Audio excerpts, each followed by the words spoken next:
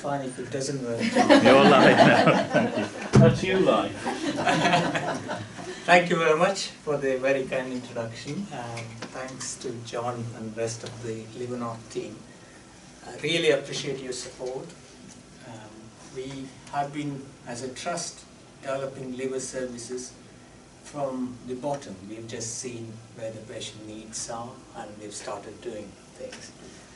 And the Northern Hepatology Network was set up about 5 or 6 years ago with the aim that we should uniformly provide better service for all patients with liver diseases. And we were surprised from the QE that anytime somebody suggested something, said, oh, we have that, oh, we have that, oh, we have that. So we started off basically by seeing what the patients wanted and started developing it. And one of the aspects that I'm going to present today is about patients with liver cirrhosis and how we look after them. Whatever the etiology, whatever the cause of cirrhosis be, and how we look after them. And an important bit of it is done by our nursing staff and the junior doctors at the front of the house. And we play a very little part, but we are involved in training them, empowering them to look after patients with cirrhosis. And I'm afraid I don't have a joke, John. I thought I'd leave the joke to you. That's a blessing. My jokes don't make anybody laugh. My kids beg me not to tell them jokes. So, just to give you a background, our hospitals has a population of 200,000. It tends to go up and down. For example, at the moment, Durham have closed for liver disease patients as an outpatient. So we're getting a few referrals from Durham and Sunderland. So may go up to 300, 350,000. And this is a dubious honor. We have highest social and economic deprivation in the North. One of the highest, not the highest. And this is from the public health. If we had improved liver care services, there are potentially up to 40 preventable liver disease related deaths. So when we have this higher burden, we know there is higher burden of alcohol related liver disease, NASH. One of the things the commissioners told me sticks out in my mind. It's not good enough if you're good standard. We need to go beyond that. If we need to make a difference, we need to be excellent. We need to strive for excellence in every area we provide. So that's been our driving force.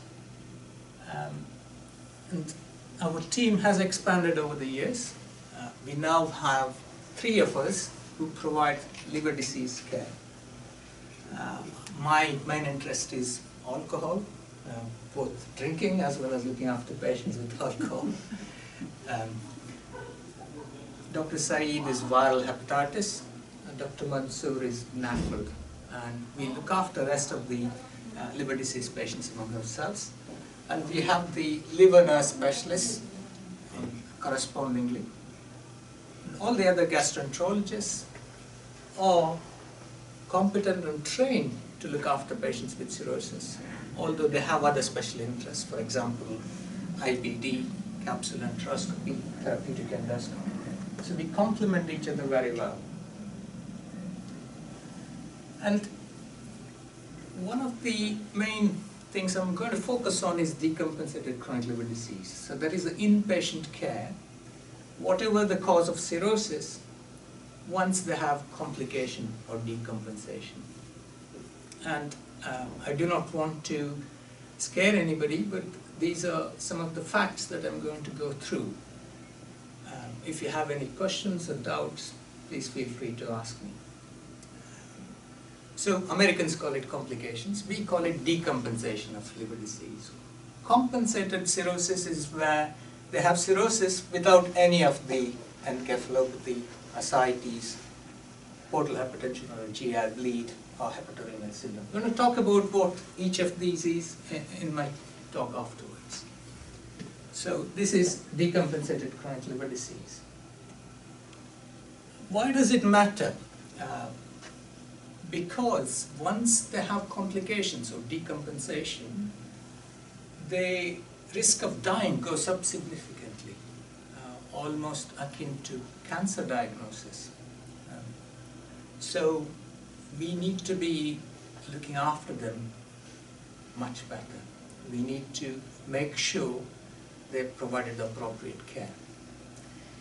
And this is just following up patients with decompensation. So, but with the right care, the survival is much improved. Okay. And this is an old study where they looked at patients with cirrhosis without jaundice, ascites or bleeding, and the median survival is pretty good. So even with a diagnosis of cirrhosis, the median survival was 14 years. So it's better than any of the other chronic diseases. But once they have decompensated, as I said, this was just looking at them rather than doing any intervention. So if we don't do interventions, the survival goes down significantly once they decompensate. And this is the NICE guidance in cirrhosis from 2016. They make an assumption. People with decompensated cirrhosis should have already been referred to specialist services. And then they stop it at that because they believe that they already should be in the system. They should be looked after by specialists. By specialists, it's not just the tertiary hospitals, but the care can be provided any trained hepatologist or gastroenterologist, be it in a DGH or tertiary center. They get the same care. And what the NICE is focused on is to identify complications in patients with compensated cirrhosis. So just the diagnosis of cirrhosis without jaundice, encephalopathy, variceal bleed. How do we identify, how do we predict they're likely to develop complications? And these are the ones we need to focus on. And that's what the NICE guidance focuses on for cirrhosis. So this assumption, I feel it is an assumption because I've seen places and I've come across practices where patients with decompensated cirrhosis, for example, they come in with ascites, they do the treatment and then sent home, don't necessarily get followed up. And that practice, the NCPOD report from 3 years ago showed that. Not all patients get followed up by the specialists. What do we do for compensated cirrhosis? These are patients who are diagnosed primarily from liver clinics or fatty liver clinics, alcohol clinics, where we identify high risk. And then what we tend to do is assess if you've got significant fibrosis. Now we have a fibroscanner, we do the fibroscan, and if they've got cirrhosis, most often they do not have any symptoms. And they're really surprised when we tell them you've got cirrhosis. But it is important that we support them to say you can lead a normal life with cirrhosis. We are here to look for any complications, and we are here to help you live long and without any symptoms. And we have excellent nurse-led cirrhosis clinics. We see them every 6 months. And most often, as I say, compensated cirrhosis median survival 14 years. So most often they do not have any problems. But we are geared to pick up problems early. So the NICE guidance say they're at increased risk of liver cancer. So we need to do 6 monthly scans and alpha-fetoprotein, which we do. And we need to check for endoscopy because cirrhosis leads to backflow and veins forming in the gullet or varices. So we do endoscopies every 3 yearly to predict early who's going to develop varices. And early identification of decompensation, i.e. who are likely to head into complications. How do we do that? It's blood tests and symptoms. The NICE guidance say we should use Mayo end-stage liver disease score. It's purely based on blood tests which show how well the liver is working. This is a modified UK end-stage liver disease criteria. So everybody who's seen in the clinic gets a UK score. And there are transplant criteria, but we want to identify well before they reach the transplant criteria. We want to see when they start developing complications. So we have a cutoff score. So everybody who hits that score, we discuss at our liver MDTM. And we see them in the clinic. And I think we tell the patients we are concerned, this is happening. If there are any modifiable risk factors, for example, alcohol intake, we try and encourage them to come off. That may get it better. If there aren't any, then we consider referral for transplantation early. They don't necessarily need transplantation at that stage, but they're predictors that they may develop complications in the future. So we work very closely with the liver unit at Freeman Hospital, and they appreciate it because they have time, and they can assess them, and they can, if they feel they need transplant. Most often they say, you do not need transplantation at the moment, but we'll keep a closer eye on you. So the group of people who we need to keep a close eye on, we're jointly following them up. And some of these patients, the ultrasounds of endoscopies pick up abnormalities. We feed them into upper GI and DTM. So we're getting a multidisciplinary approach in looking after these patients. And we are identifying them early and referring them to Freeman early. That's for compensated cirrhosis. That is patients with diagnosis of cirrhosis who do not have any problems, any complications. Acute upper GI bleed in cirrhosis is a medical emergency. So this is a picture of one of my patients. This is the view of the esophagus with the lumen going down to the stomach here. This is a varix column which is actively hosing blood. So in these patients the blood loss is huge, and they've got liver disease, which again is a risk factor for the complications. So the treatments that usually save lives is not us, not the gastroenterologist. It's usually the nursing staff and the junior doctors. Initial resuscitation, get the blood pressure up and keep it up till we can do something about it. It's the hypotension, low blood pressure, the shock that kills them. So it's a medical emergency. So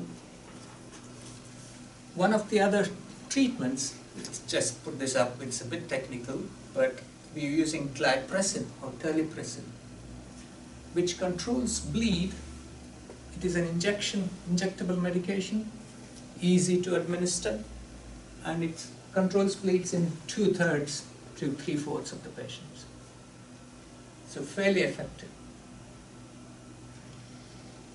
And then come the endoscopic treatment. What we do is, that's an endoscope with a suction cap. So we suck the varicose column up and put rubber bands. And over a period of time, the columns disappear. And it's fairly effective.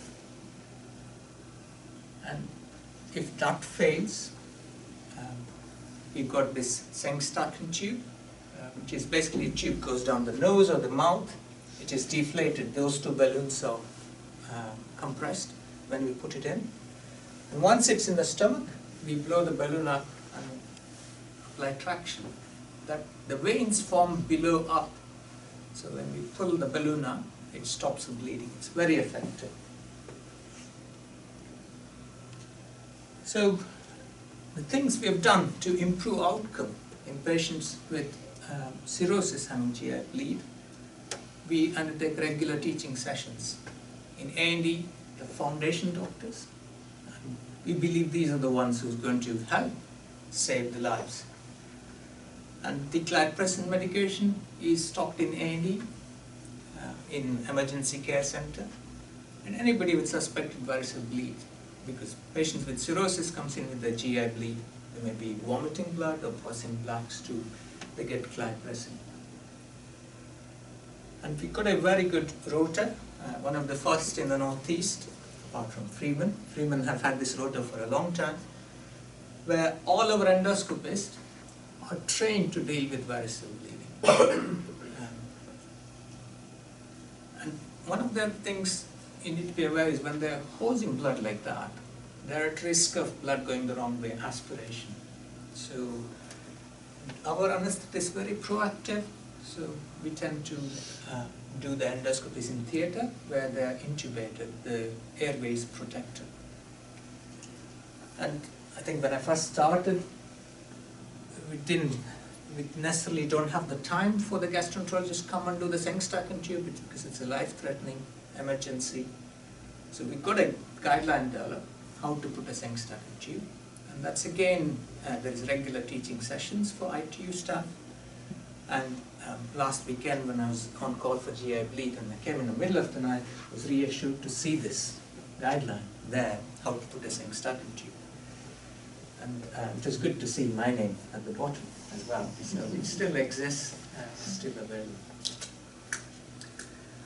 So when, despite all these measures, we can't control the bleeding, we liaise with Freeman Hospital. Got a very good system where there is a shunt procedure done called TIPS. Because, as I said, the bleed is because the back pressure in the portal vein, this is the portal vein, and which fills these varices here. So what they do is they put a shunt through the liver called TIPS. And the procedure expertise is at Freeman Hospital, but we acknowledge that they don't have necessarily the beds or the space to get the patients. So they go from our ITU to the procedure room usually, and they have the TIPS, and then they come back to our ITU.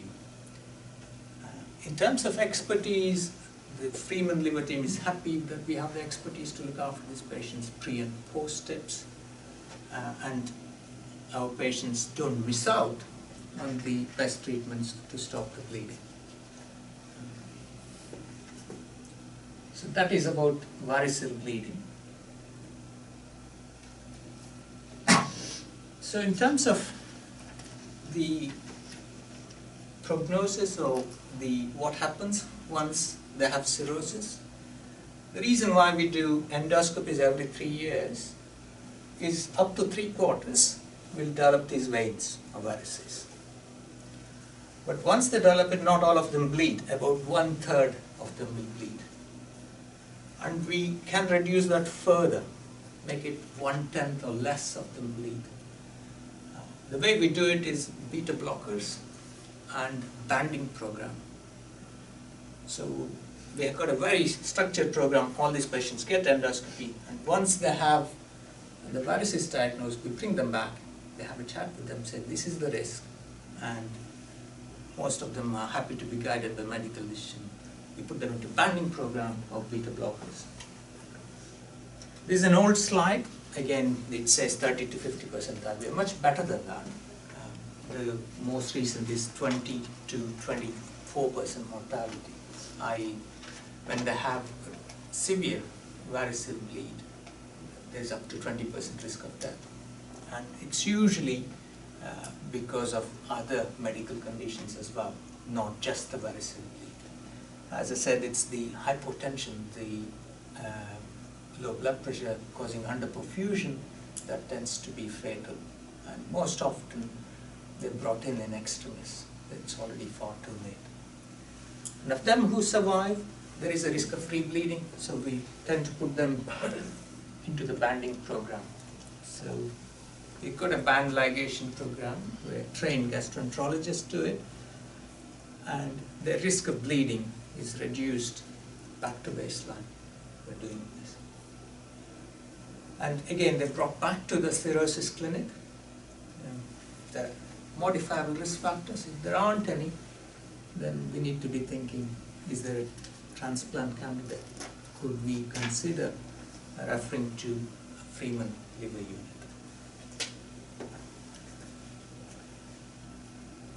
Any questions at this stage? This is my first talk. I'm sorry if you're not patient, but I may have pitched it the wrong way, but I would welcome feedback at what level I pitched at. Can I ask you how you diagnose the cirrhosis then? What's your pathway for diagnosing cirrhosis of the liver? We do 6 monthly ultrasound scans, and we do a blood test called alpha-fetoprotein. The national and European guidelines is the ultrasound scan is the gold standard for 6 monthly. And as soon as we pick up something, we discuss at the upper GI MDTM, and they often get further imaging, an MRI scan. And if you're still unsure, we get an opinion from Freeman Hospital. So with compensated cirrhosis, Yeah. people haven't got symptoms. Yes. So how do you know they've got it? Is it usually by chance with something else? We usually assess risk factors. So, for example, we've got fatty liver pathway. So we're now empowering the GPs to do the scoring system. If they have risk factors, they do FIB4 score. Or if they drink too much alcohol with dependence, we say refer for fibroscan. So we bring them to the clinic. It's a one-stop clinic. The nursing staff are trained to do the fibroscan. And above particular cutoff, cirrhosis is diagnosed. So it's purely based on risk factors. So there could be lots of people out there. Oh yes, that is the challenge, I think. I think when they present with decompensation, it's already too late. Yeah. The trick is to pick them up well before. And the problem has been anybody with abnormal liver tests, there are far too many. So we need better screening tools to identify who's at high risk, who needs a fibroscan. But with the fibroscan becoming more widely available, more and more people are getting scanned. So hopefully we're keeping them well and catching any decompensation very early. But it'll take some time for us to show the difference. We were at the CQC meeting, and Dina Mansoor, our colleague, has just started a CQC focus group. And Dina was very enthusiastic. She said, everything gets done very quickly. We got the fibroscan within a year. I said, Dina, do you know how long I've been working on the fibroscan? But at last we've got it, and thanks to Alison, and she has persevered for such a long time, and the liver nurses are excellent, so they've taken it on very enthusiastically, and they do 3 clinics a week. So one-stop clinic, the GP refers any risk factors, they see them, do the fibroscan, and either they say you do not have significant scarring, go back to the GP, and there's also in between where they have a bit of scarring but not cirrhosis. Those we say, if there is any modifiable risk factors, modify them, and we'll rescan you in 3 years' time. So how do you distinguish between a bit of scarring and Yes. cirrhosis? What's the trigger? The fibroscanner. It's basically, it measures the stiffness of the liver. Mhm. So ultrasonic wave hits Yeah. the liver and comes back. And how stiff it is, the more the reflectivity. They're validated comparing it to the liver biopsies. So for example, liver stiffness of 12.6 kilopascals is cirrhosis. Mm-hmm. Anything less than 6, no scarring. In between, they've correlated so well that they can say correlates this degree of fibrosis compared to liver biopsy. And more recently, people believe fibroscan is more accurate than liver biopsy. So there is more and more data coming. It's now the gold standard. So if patients have risk factors for liver disease, instead of doing a liver ultrasound scan, better off offering them a fibroscan.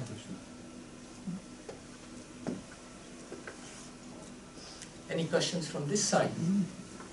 we're looking after patients with variceal bleeding. Any questions?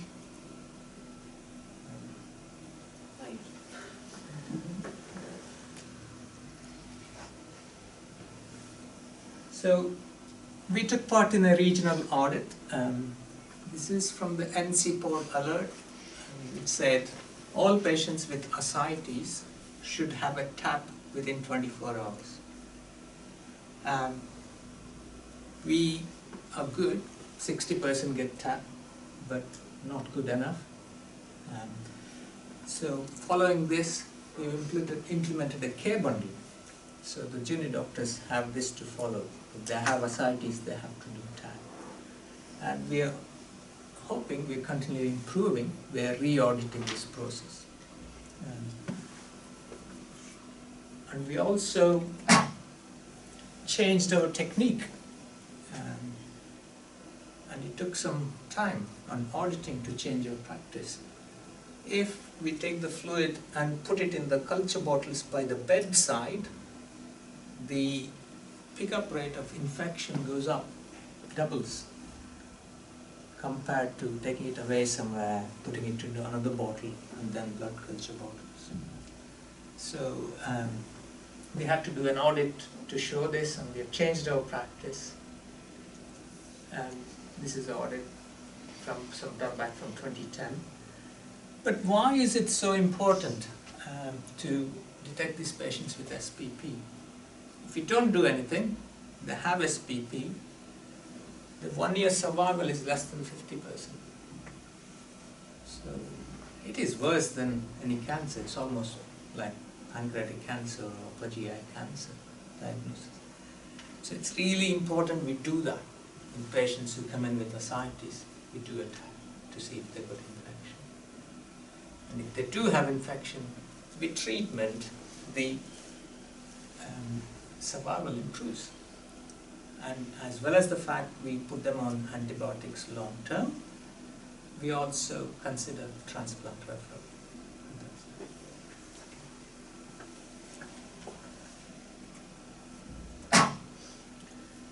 And also, anybody who presents with fluid related to cirrhosis, if you do a TAP, they may not have any symptoms. 1/5 of them will have SPP. So not only it is poor prognosis, anybody who presents with ascites, there is a significant chance, 1 in 5 chance they may have SPP.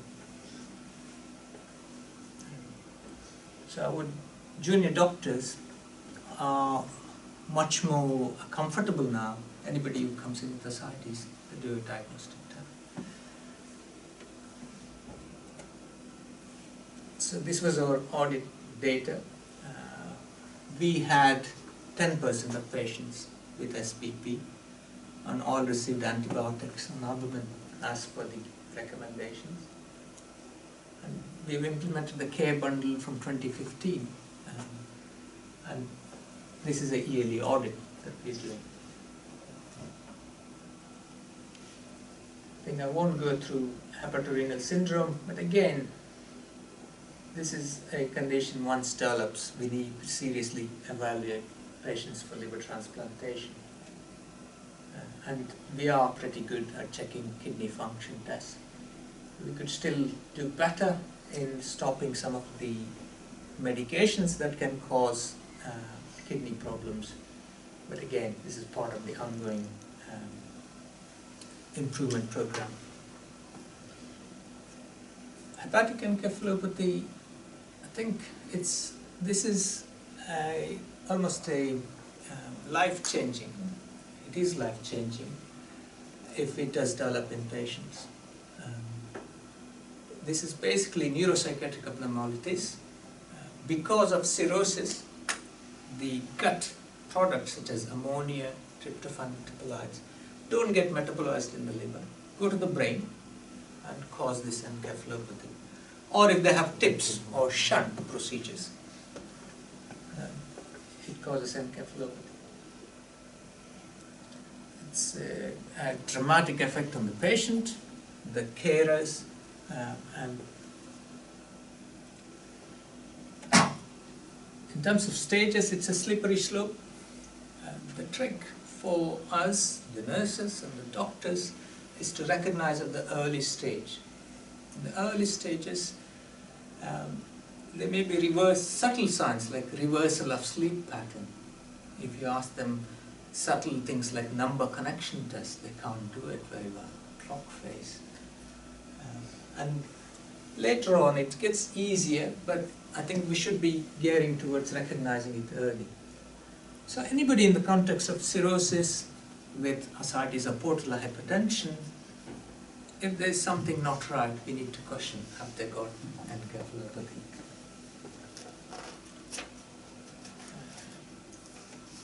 So one of the treatments that we were using was lactulose, which basically it's a purgative. It gets rid of the gut ammonia. Ammonia is one of the mechanisms which causes the encephalopathy. It sort of causes diarrhea. I don't know if any of you taken lactulose. It's a horrible drug, sickly sweet. It causes bloating and diarrhea. I'm aware of it. My mother, because she had a liver condition, she had to take it. Yes.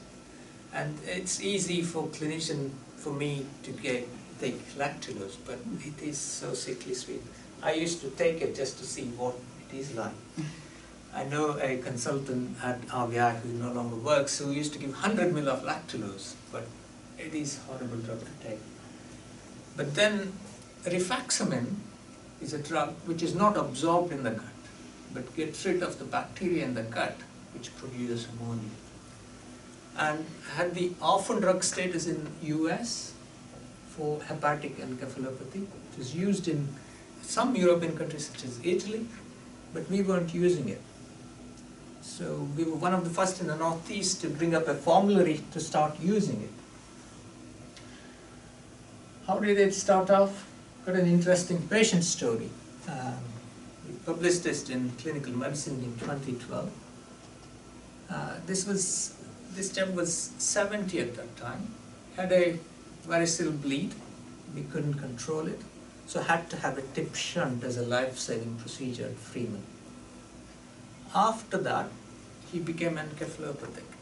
He was an artist before, and that was one of the paintings. He gave it to me after the first visit, after the varicose bleed. And I was thinking, oh, he nearly died, I hope he's okay. So humbling, he came to me and saying, this was one of my paintings, thank you. And then throughout the next year, he was uncomplaining, but his wife could see his frustration. That was one of the sample handwritings that he had. So at that time, the best treatment was lactulose. We used to give him lactulose and see if there is anything else we could change. I think some of you will remember looking after him. And then we started rifaximin. And then that was his handwriting. So for that individual patient, it's dramatic. The difference is dramatic. And he managed He wasn't a doctor then, because I'm reading it. That was better than you. Yeah. So I think he managed to do a master's degree as well. I would be proud of this handwriting. You're right. I think I used to think my handwriting was good, and recently, I don't know which nurse it was, who told me, you're the second worst handwriting that I've ever seen. So, and he brought some paintings. I didn't really wish to keep them, but I just took the photographs and sent it back to him. It was very kind of him. He insisted I keep this and got it in my office still. So he completed the masters. So we wanted to see, we're making a difference to individual patients, but were we making a difference to a group of people with encephalopathy? So we did an audit, and yes, we had been. Just this one, the length of stay for patients with encephalopathy, dropped from 17 to 5. Yes, the numbers are small, but these were all the patients with encephalopathy we had for that period of time. Following this, we've done a regional audit with Jess Dyson and Co. At Freeman, and again, similar results. And after this, in I think 2015, rifaximin is now licensed, so it's available for everybody. But I still get asked permission to use those slides because personal patient stories, it's amazing to show the difference.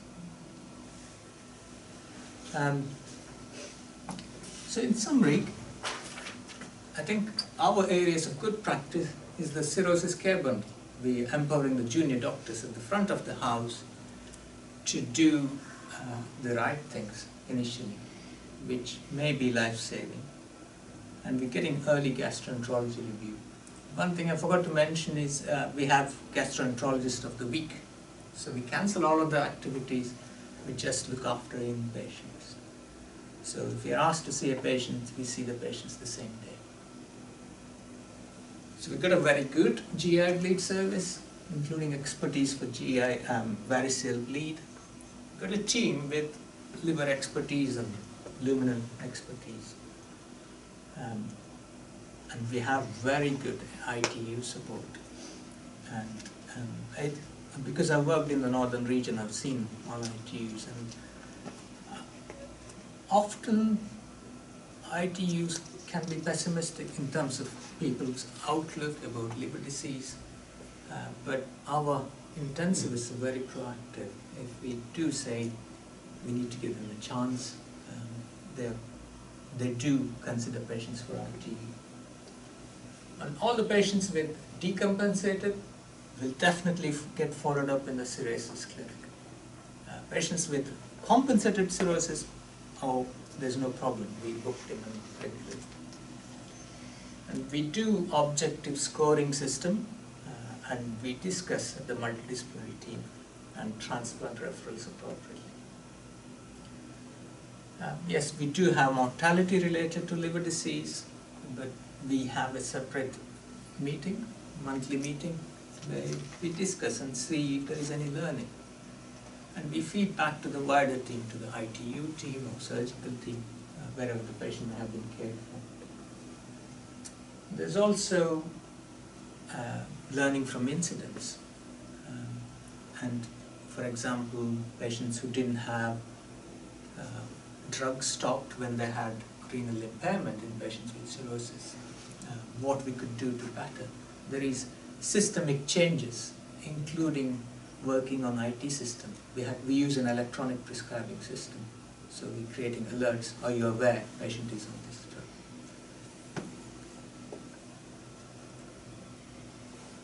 And we've got strategies to reduce admissions related to alcohol-related liver disease and alcohol dependence. We had a very good community link-up to keep patients in the community, look after patients. And some of these patients may, for example, patients requiring paracentesis or drains at frequent intervals, they would find it difficult to come to hospital regularly. So we were empowering the community nurses to say when to send them in for drains. This is something we need to revisit again, and we hope to do that in the near future. And we hope the IT will help us to flag up blood results, and we are in touch with IT to develop systems. And we negotiated dietitian input in liver clinics in patients with compensated and decompensated cirrhosis.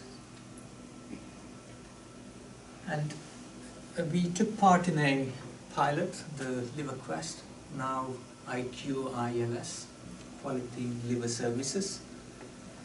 And it was again rewarding. We knew where we needed to improve, but they acknowledged that we have achieved quite a bit, especially complex cases management, alcohol screening, viral hepatitis, care pathways.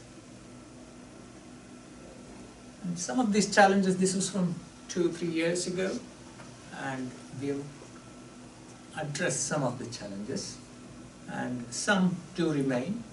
External website, again, we're working on that, and we would really appreciate patient participation, also LIVErNORTH help in looking at our site, seeing if there is anything that patients would like. I think we've had our annual meeting as well, and we've had a patient participation event. This hospital patient support group is established, again thanks to LIVErNORTH.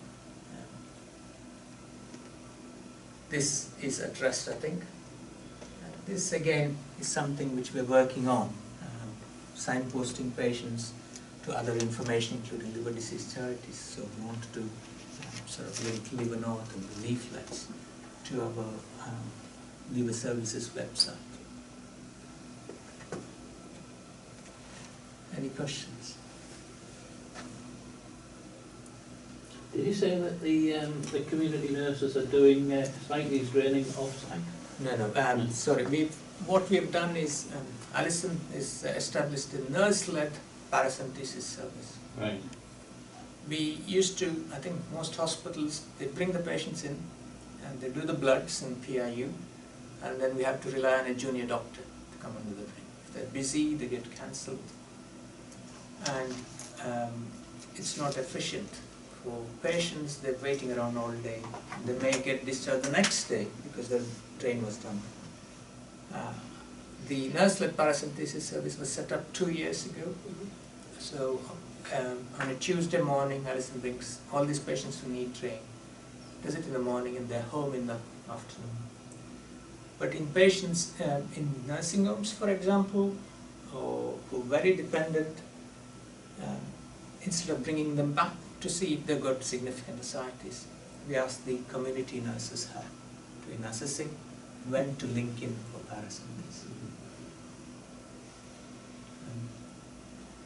Anything else you want to add, Alison? No, not really. Just we do work closely with the community, and like I say, we do. You know, we have a good sort of established links really, and they can contact us at any time to sort of bring people in. I mean, I do a clinic on a Tuesday, but it doesn't have to be a Tuesday. You know, they can come in at any time. It's just that's my allotted time to do the drains. You know, to put people's drains in. So it's well received. I mean, we've had it running for probably up to 2 years, 18 months to 2 years, and I did an audit. I had to do a 6-monthly audit once we took it through the new clinical procedures to show that it was effective, and at that time I think I'd inserted 115 drains at that time. So we have a busy service that's, you know, regular all the time, and it's not just on a Tuesday, but I usually have a maximum of 4 on a Tuesday, 4 people coming in, but at any time we probably tend to have about 6 or 8 coming through the doors on a weekly basis, and that just continues to double. I mean, we are looking to increase that service by training another nurse up to be able to sort of do more than just the Tuesday. As you can imagine, even the registrars who are trained, who are experts in the trains, would do about 20 per year. So, as with all things, the more you do, the better you get at these. And it's good to focus on 1 or 2 people doing it. And the advantage is if the junior doctors want to learn, they can come to the clinic to do that. This is very personal, an anecdotal, but my mother died with cancer, but they didn't know where the primary site was, but she had ascites. Does that indicate that it was probably in her liver? The majority is because of liver disease, but a small number would be because of cancer spread within the peritoneal cavity. So it may not necessarily be in the liver. So if it is in the peritoneum, the way differentiating is sending the fluid for protein. In patients with liver disease, the protein is low. In patients with cancer-related ascites, protein will be high. And actually, she the doctor from Dryburn actually came out. She was living with us and did the drain at home, but I guess that increases the risk of infection. In patients with cancer, the risk of infection isn't high because the protein in the fluid, it's called opsonization. So binds the bacteria or whatever bugs, and the risk is reduced. Whereas in patients with ascites, it's high. So that's why we don't leave the draining for long periods. This is only with patients with cirrhosis. So no longer than 6 hours because of the risk of infection goes up. So we take it out. Is there anything that liver patients can do to offset that's happening to them? The ascites Yes. itself? Again, it's depending on the risk factors. In patients with compensated cirrhosis, we encourage sort of healthy eating, exercise. And in patients with fatty liver, we do know that part of the scarring can get better. So they can try and offset that from happening. In patients with alcohol, we say ideally complete abstinence, stop completely. Less than 10 units, but it's very difficult to achieve. Ideally, they need to keep off. Most people who want to prevent that from happening will follow drugs.